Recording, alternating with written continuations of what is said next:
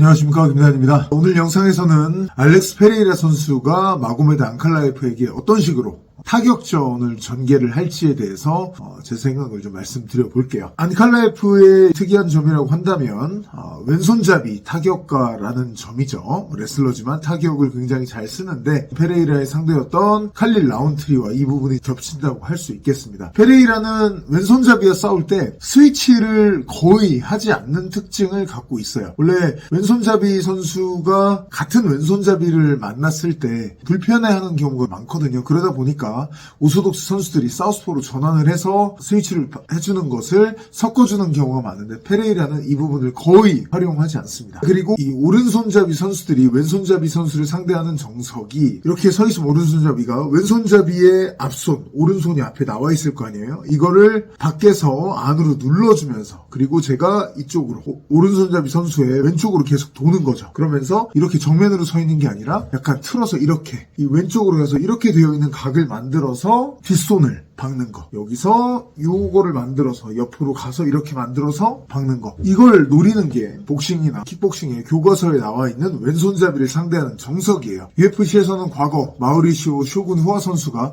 료토 마치다와 싸웠을 때 이 정석을 많이 보여줬었죠. 왼쪽으로 쭉 돌아주면서 앞손 싸움 해주다가 뒷손 그리고 뒷발까지 활용을 해주면서 왼손잡이인 료토 마치다를 공략을 했었고요. 프로복싱에서 나왔던 제 기억에 남아있는 예는 마르코 안토니오 바레라 선수가 변칙으로 유명했던 나심 하메드를 공략했었던 경기였는데요. 왼쪽으로 돌아주는 거는 똑같았는데 오른손을 많이 썼다기보다는 왼손을 길게 쭉쭉 뻗어주면서 바레라가 왼손 잽으로 하메드를 괴롭혔었어요. 손싸움을 해주긴 하는데 뒷손을 많이 뻗는 게 아니라 거리를 멀리 잡아서 손싸움 해주다가 길게 잽을 뻗어주면서 원거리를 유지하려고 노력을 했는데 멕시칸 복서들 특유의 길게 치는 그런 스킬을 바레라가 갖고 있었기 때문에 이 잽으로 하메드 선수를 많이 농락을 했었습니다. 근데 페레이라는 이들과 다 다릅니다. 일단 페레이라는 여기서 앞손 싸움, 왼손잡이의 앞손을 눌러서 바깥쪽 각을 점유하고 이쪽을 먹으려는 이 손싸움에 대한 욕심이 크게 없어요. 각은 본인의 왼쪽으로 잡으려고 하는데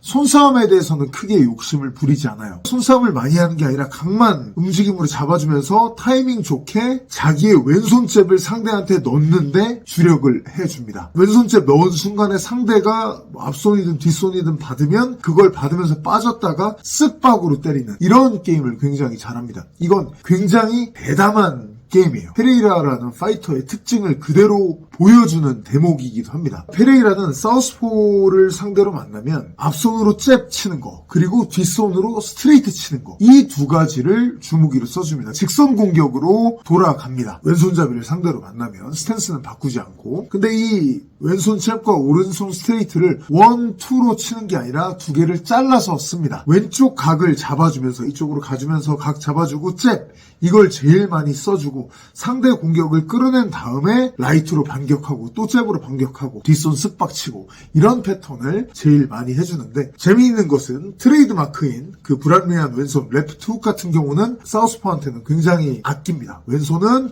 잽을 주로 쳐주고 잽을 바디로 칠 때도 있고요. 아니면 정통 바디샷 숙인 다음에 쳐주고 아니면 앞면으로 어퍼컷 이런 것들을 다양하게 좀 섞어주고요. 오른손 같은 경우는 스트레이트 혹은 이쪽 각을 잘 잡았을 때 상대와 붙었을 때 어퍼컷 아니면 오른손 스트레이트로 바디를 치는 경우가 많습니다. 왼손잡이를 상대로 만나면 페레이라는 왼손 훅도 그렇고 오른손 훅도 그렇고 훅을 그렇게 많이 내질 않아요. 일단 왼손 훅을 많이 안 내는 이유는 사우스포 선수는 이렇게 서 있잖아요. 그러니까 페레이라가 왼손 훅을 이쪽에서 쳐도 왼손잡이 선수의 어깨 쪽에 많이 걸려요. 그럴 수밖에 없어요. 이거는 페레이라만 그런 게 아니라 왼손 훅을 잘 쓰는 오른손잡이 선수들이 왼손잡이와 맞닥뜨렸을 때 공통적으로 겪게 되는 어려움이기도 합니다. 오른손 훅을 안 쓰는 이유는 오른손 훅은 라이트 스트레이트에 비해서 동작이 크기 때문에 이렇게 치는 순간 사우스포의 왼손 스트레이트에 걸릴 수도 있어요. 그런 위험성도 있고 그리고 기본적으로 페레이라가 왼손잡이를 상대할 때는 기본적으로 훅을 칠 수 있는 거리보다 살짝 먼 스트레이트 거리에 있기 때문에 훅보다는 스트레이트가 확실히 오른손을 치더라도 적합하다는 이유도 있습니다. 보통 오른손잡이가 그 왼손잡이를 상대할 때 보면 오른손잡이의 오른손, 왼손잡이의 왼손 이 공간이 뻥 뚫려 있어서 굉장히 멀거든요.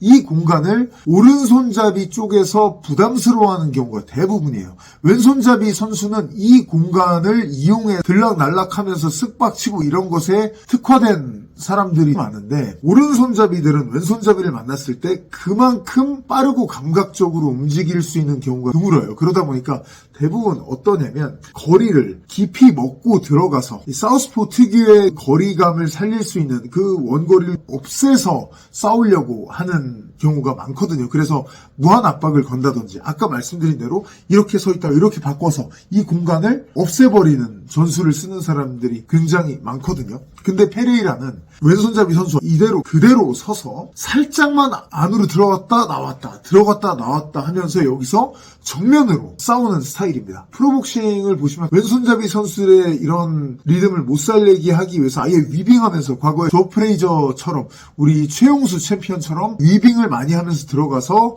소싸움처럼 머리를 댄 상태를 만들어서 링줄로 몰아서 때리고 이런 전술을 쓰는 경우도 많이 있거든요. 숏블로우 노리고.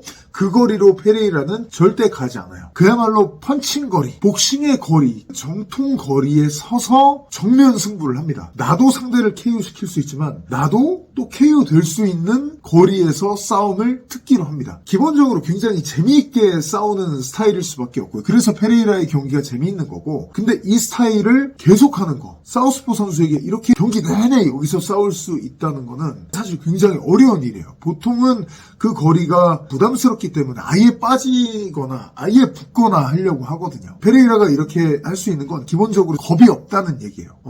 근데 겁이 없는 이유가 겁이 아예 없는 성격일 수도 있지만, 오랫동안 선수 생활을 해오면서 본인이 워낙 파워나 타이밍이 좋잖아요. 거기서 왼손잡이 선수를 때려서 맞춰서 데미지를 주고 성공을 거둬본 경험이 많은 거예요. 그러다 보니까 자기 게임에 확신이 있기에 이런 행동으로 나오는 거라고 할 수 있습니다. 이렇게 사우스포를 괴롭히다가 끝에 가서 결국 잡아먹는 방식이 또 있어요. 계속 이 게임을 걸어요. 훅을 아끼고, 어퍼컷도 사실 많이 치진 않아요. 어퍼컷도 거리가 붙었을 때 쓰는 무기니까 왔다 갔다 들락날락 하면서 잽부터 시작해서 뒷손 받고 쓱박 받고 또 잽 치고, 결국은 페레이라의 주먹이 무겁고 타이밍이 좋으니까 상대가 어떻게 되겠어요? 또 주춤주춤 뒷걸음질 치게 만들어요. 이게 페레이라의 왼손잡이를 잡아먹는 첫 번째 신호입니다. 뒷걸음질을 치게 만들고 페레이라가 안으로 더 들어가면서 스트레이트 공격의 빈도를 또 높입니다. 그럼 상대는 계속 날아오는 공격을 맞기 싫기 때문에 발은 붙고 숙이게 돼요. 웅크리게 됩니다. 이때 웅크린 상대를 라이트 어퍼컷을 쳐서 올려버립니다. 그 다음에 드디어 훅을 콤비네이션으로 터트립니다. 상대가 그렇게 주춤주춤 밀려서 숙이기 전까지는 훅을 아낀다는 게 페레이라의 무서운 점이에요. 본인의 그 무람리한 왼손 레프트 훅이 그렇게 센데도 불구하고 왼손잡이 상대가 직선 펀치를 계속 맞아서 주춤거리다가 발이 붙고 웅크렸을 때, 사냥감처럼 변했을 때 훅을 때리는 거죠. 그때서야 송곳니를 드러낸다는 게 페레이라의 무서운 점입니다. 라운트리전 때를 돌이켜보면 초반부터 이렇게 안 하고 초반에는 뒷중심을 많이 놓고 킥 활용, 특히 뒷발킥을 높이 차는 걸 많이 갖고 나왔죠. 라운트리는 폭발력이 있기 때문에 초반에 굉장히 신중하게 나온 거예요. 같은 왼손잡이였던 자말 힐 전 때보다 칼릴 라운트리와 싸웠을 때 확실히 비교를 해보면 페레이라가 초반에 경계를 많이 했어요. 거리를 멀리 잡고 치고 빠지는 걸 많이 하고,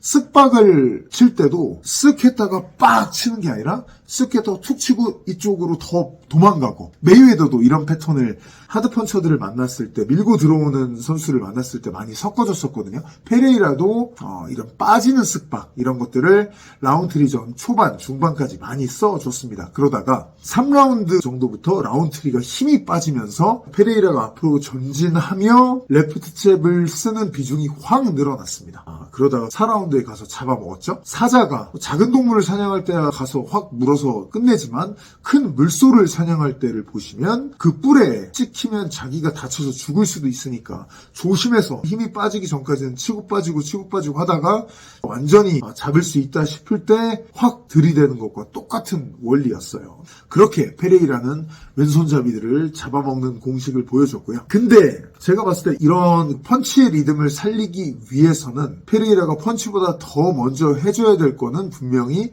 카프킥입니다. 라운트리 라운트리전에서는 높게 차는 오른발, 바디킥이나 헤드킥 같은 게 있었는데 라운트리전처럼은 안칼라에프에게는 못 찰 거예요. 라운트리는 기본적으로 타격가이다 보니까 견제를 위해 그렇게 할 수가 있었는데 안칼라에프는 또 레슬러로서의 성격이 있잖아요. 그러다 보니 높이 차는 순간 밀고 들어와서 테이크다운으로 이어갈 수가 있기 때문에 조심할 걸로 생각이 되고 라운트리 그리고 자말 힐에게 했었던 왼발 카프킥, 오른손잡이 자세는 그대로 유지하는데 왼쪽 각을 먹어주면서 왼발을 차주는 거죠. 그러면 상대방의 앞발, 오른발의 그 뒤쪽을 데미지를 줄 수 있는 거죠. 또 블라우비치가 안칼라에프에게 해서 재미를 봤던 오른발로 상대 앞발의 인사이드를 차주는 킥까지 분명히 저는 페레이라가 활용해 줄 거라고 보고요. 이게 펀치보다도 더 굉장히 중요한 요소가 될 거라고 봅니다. 페레이라의 공격의 키포인트이자 안칼라에프의 방어의 키포인트가 될 것으로 보여요. 타격전에서 제일 중요한 요소라고 생각을 합니다. 만약에 이게 맞아 들어가면